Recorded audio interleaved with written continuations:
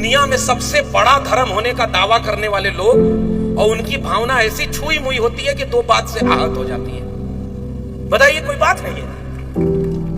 हमारी भावनाएं ये सवाल आपसे पूछती हैं, तथागत बुद्ध कौन थे? उन्होंने जो सवाल पूछा उसका जवाब कौन देगा? उन्हें तो कोई भावना आहत करने वाला नहीं मिला।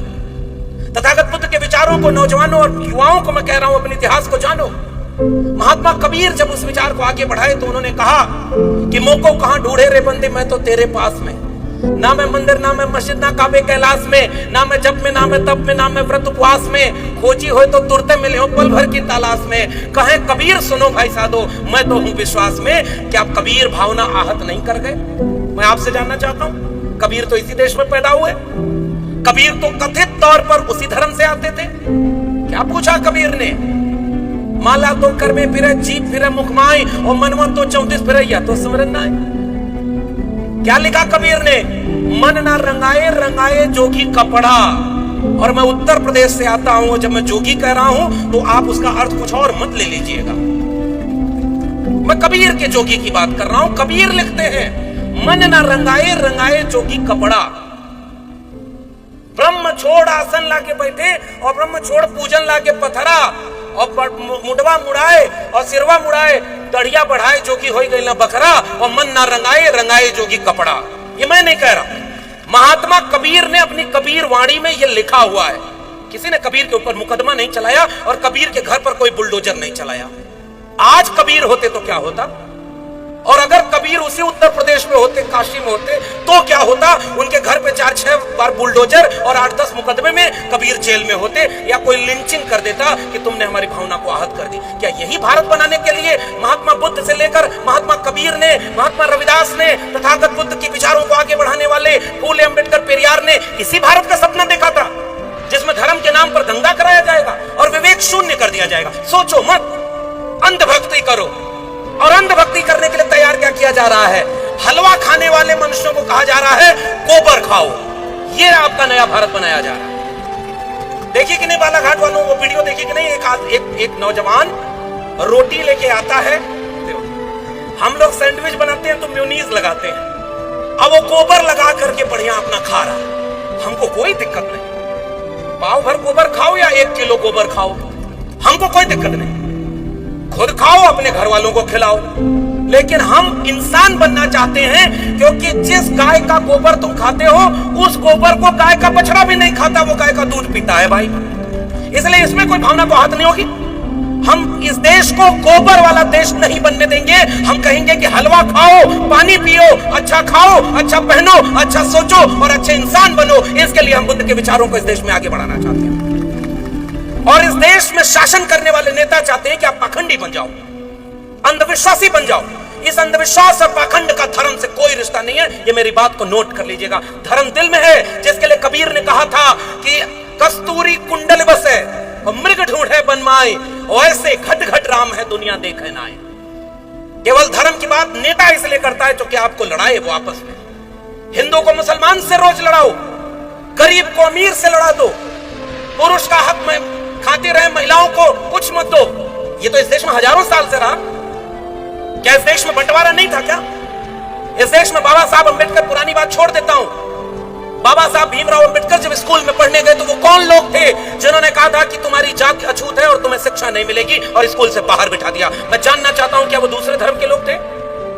इस सवाल का जवाब कौन पूछेगा? और हमारे दलित पिछड़े आजकल डर गए हैं कि सही सवाल भी नहीं पूछ पाते। डॉक्टर अंबेडकर को स्कूल में शिक्षा पाने से रोकने वाले क्या दूसरे धर्म के थे? आप बताइए, जोर से बोलिए। कथा भागवत सुनने जाते कहीं और तो वहां पर जोर जोर से नारा लगवाते हैं। कम से कम विचार की कथा सुनने आए हैं तो आपको सक्रिय रहना पड़ेगा। बताइए जोर से, क्या बाबा साहब अंबेडकर को किसी दूसरे धर्म वालों ने शिक्षा देने से रोका क्या?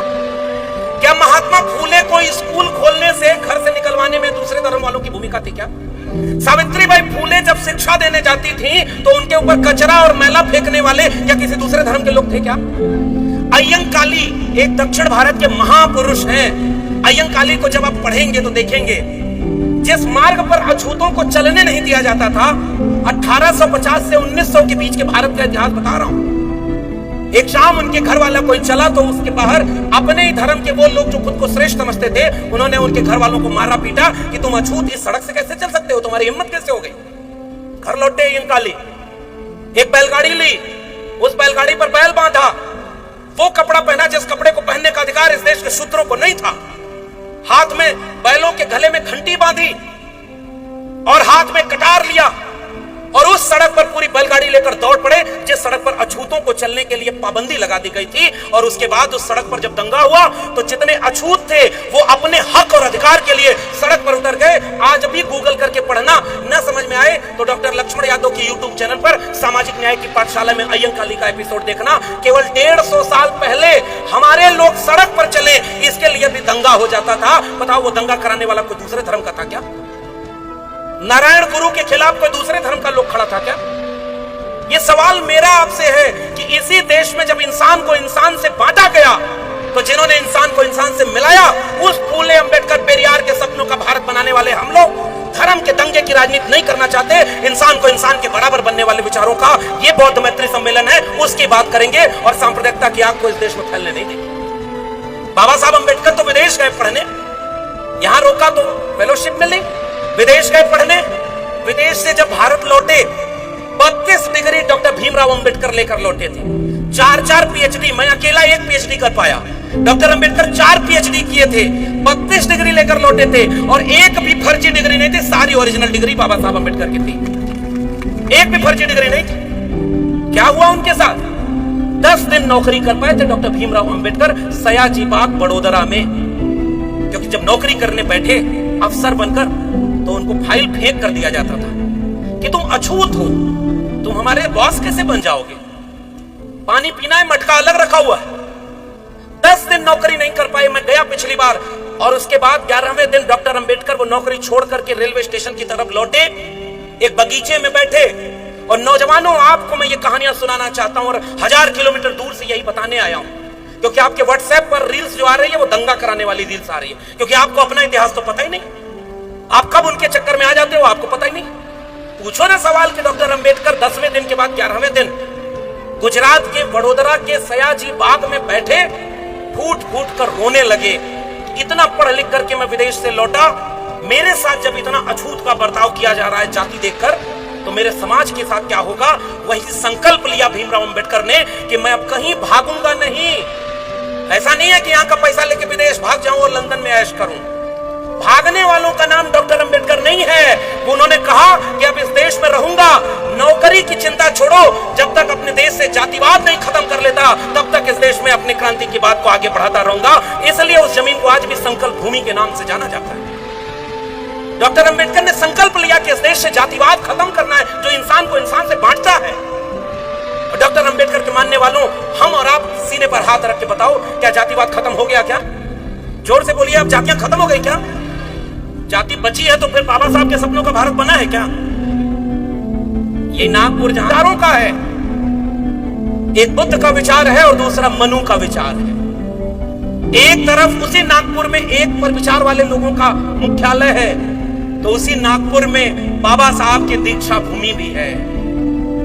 उसी नागपुर में दोनों विचार आमने सामने खड़े थे आज से लगभग 75 साल या 100 साल पहले। अगर 1956 से जोड़ लें तो अलग बात है, नहीं तो 100 साल के बीच का इतिहास दो विचारों के संघर्ष का था। बुद्ध के बारे में मेरे बाद के लोग और अच्छा बोलेंगे, आप किताब पढ़ के बुद्ध को जान लीजिएगा। मैं आपसे बुद्ध और अंबेडकर की जीवनी बताने नहीं आया। आज अगर तथागत बुद्ध होते, आज अगर अंबेडकर होते तो क्या कर रहे होते, यह बात मैं आपसे कहने आया हूं। क्या बाबा साहब ये देखकर खुश हो रहे होते कि उनकी बुनाई बुद्धिस्ट सोसाइटी ऑफ इंडिया के इतने टुकड़े हो गए, उनकी बनाई party Republic party of India के इतने टुकड़े हो गए, उनके बनाए संगठन मिलिंद कॉलेज खोला था डॉक्टर अंबेडकर ने, क्या स्थिति है उसकी? कहां है बुद्ध के सपनों का भारत? और जो दूसरे विचार के लोग थे, 100 साल उनके पूरे होने जा रहे हैं, उन्होंने पूरे देश को अपने कब्जे में ले लिया। मैं नाम नहीं ले रहा हूं, समझदार को इशारा काफी, क्योंकि ये वैचारिक मंच है।